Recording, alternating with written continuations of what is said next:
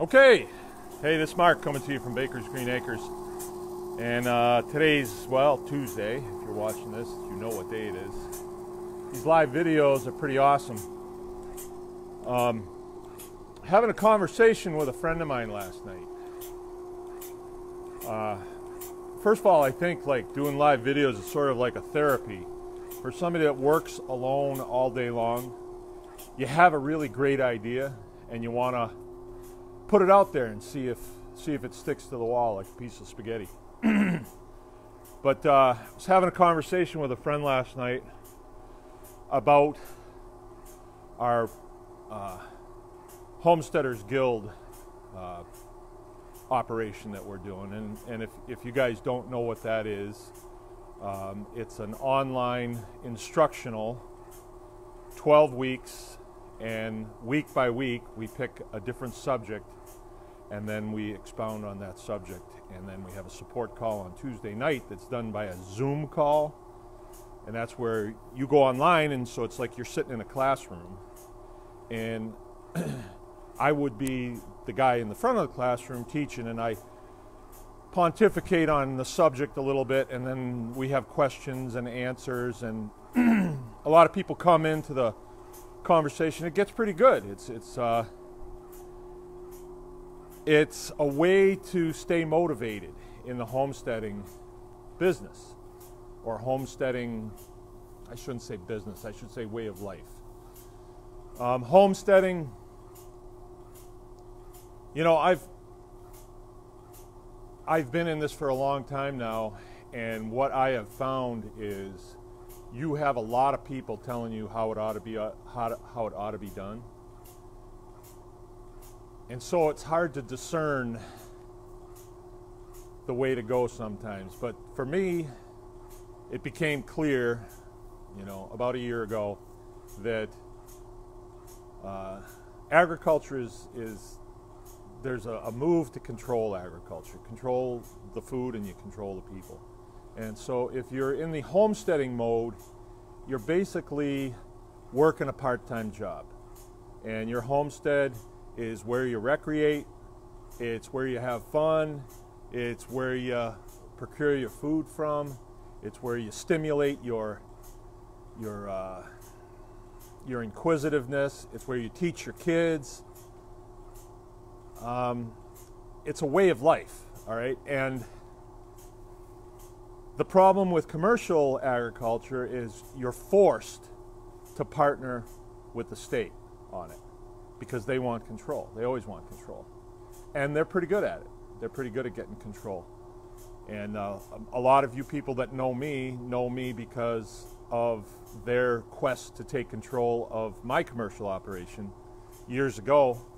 And I fought them, and I fought them, and I fought them, and they always find a way because they're bureaucrats, and they have nothing better to do all day. They're unskilled people that go to work to control or harness skilled people because they're parasites. All right, well, that's all negative, and I don't even want to go there anymore because I think the parasites go away, they come and go, and that has nothing to do with me. But what I think people need to do, or what I'm going to do, you can do what you want, but I'm going to homestead and procure the skills that feed my family and allow me to have the way of life that I want to. And you know, teaching that to folks is fun, and it opens up the door to even more stuff that I didn't know about. And so that's what I'm going to do. Anyway, the guy I was talking to last night is my nephew that got me into teaching what I know, because he teaches what he knows online. He's also a teacher, high school teacher. But the teaching online is more effective because you can throw a broader net, and I don't have to stop what I'm doing, take a shower, drive to town, get in front of a classroom with a bunch of other people that had to stop what they were doing, take a shower, and, you know, we can just sit at the kitchen table with a laptop and have a pretty darn good class. So that's the route we're going. But anyway, the conversation last night was how to price it. And it gets a little touchy. But my wife came out with a very profound statement, all right? And I've been thinking about this morning while I'm doing my thing. I'm actually doing this thing, which is my first thing that I do, or second thing that I do. First thing is I get a fire going. But she said, okay, if you teach somebody how to butcher a chicken, and they're able to pull that off and do that for 10 years, if they eat 52 chickens a year, which is a chicken a week, which is all we ask, and they can grow their own chickens, you're taking a 1 week block to teach how to butcher a chicken to somebody who will do it the rest of their life. Now, what is that worth? We can put it in dollars if you want. If you're going to do 52 chickens a year and you bring them to me to process them, I'll charge you $4 a bird, and I won't bat an eye at that. If you don't like it, do it yourself, right? And really, $4 a bird, I'm not getting rich doing that. It's something that we started doing years ago, and a lot of the people that come to us have become kind of friends. You know, they come every year, and so we continue to do it. I don't know as we will when we run out of kids here, because it's not something that I relish the thought of doing. But if you think about skills from that point of view, and you think about your brain and your body as a depository where you can absorb these skills, then those skills have real value. Real value. And we're just talking about feeding you, right? But then when you start talking about feeding your family, then you start talking about teaching your children to do something useful besides making their bed and play Pac-Man.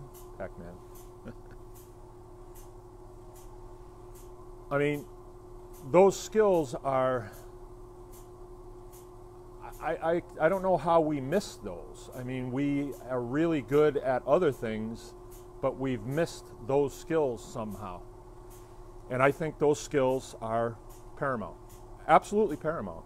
And I also believe that there's an urgency to learn those skills. I mean, it used to be that it was our birthright to know how to do these things. We all grew up on, even if it wasn't a commercial farm, it was a place where, you know, people had chickens and pigs and stuff like that. And your mom was not a butcher, but she sure knew how to kill a chicken and get it in the pot and feed you kids with it. Maybe not my generation, but maybe the one before me. And then our generation came along, and in the 60s it was like, oh no, we'll grow the food for you. Don't worry about it. We got it. We got it. Have you looked around lately and see what the food that they're producing is doing to people? So that's another pain point too when it comes to farmsteading or homesteading, is if you want a quality of life, you've got to have a quality of food that's even fit to eat. And they've lowered the price of food so low, and it is so cheap, and their practices are so disgusting that it's not quality food, and people are not having quality life because of that. Does agribusiness mind? Oh no, they don't mind, because they're kind of working hand in hand with the pharmaceuticals people too. And if you get sick, well, that's good business.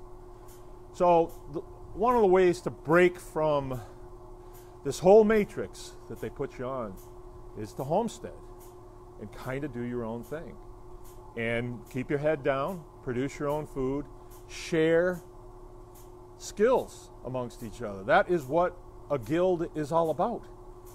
And when I start to think about the things that I don't know how to do, it makes me feel like getting going, because you know, some of the things I don't do, I'm really looking forward to doing, and then sharing it with my friends, you know. And there's nothing better too than hanging around with people that care about what you care about. And when we get down to this kind of base level, a lot of the other BS goes away. You know, when we talk about food, shelter, and, you know, fellowship on skills that we know, it's really fun.